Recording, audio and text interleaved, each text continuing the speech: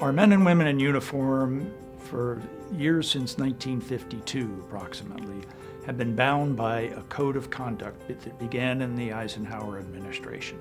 The Code of Conduct is a set of 6 articles that begin with Article 1, in which they declare that they are prepared to give their life in defense of our country. That's a huge commitment, a blank check that our men and women are offering to the people of the United States. But 30% of America's veterans from our current wars are having real problems reintegrating into society. The Code of Support is a set of what we call 6 simple promises that we ask all Americans to make to our men and women in uniform, our veterans, and our military families. Code of Support Foundation is an organization that provides critical one-on-one assistance to service members, veterans, and families with the most critical and complex needs. War can come home, and it can destroy entire families off the battlefield. So we want to make sure that they get the help they need when they come home.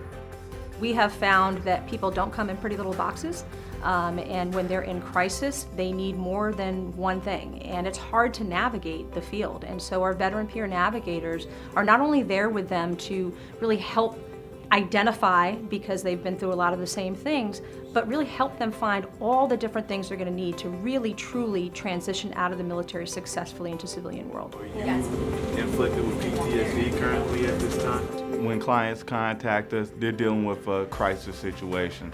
They're behind on a bill, or they're pending an eviction, or they're having difficulties securing their VA disability benefits for whatever reason. So they're always at a turning point generally when they contact us. So my own experience from transition out of the military makes me better prepared to deal with clients kind of dealing with that same type of scenario. Being that person for these veterans right now is maybe one of the most meaningful things I have in my life. What we're asking people to do is really step up and help us fund veteran peer navigators.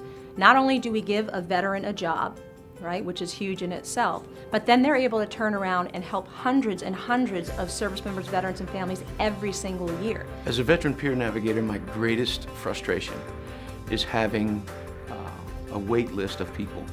We need case coordinators, we need support from our community, we need support from our nation so that we can help those that stood for us.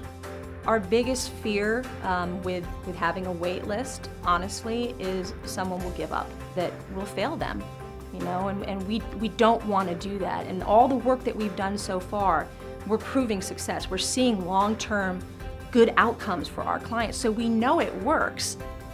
We just need more people to do it. We're telling veterans that we care about who they are, the service and sacrifice that they are making in behalf of our country. But the bottom line is that every American has a sacred obligation to do their part in defending the freedoms that we enjoy.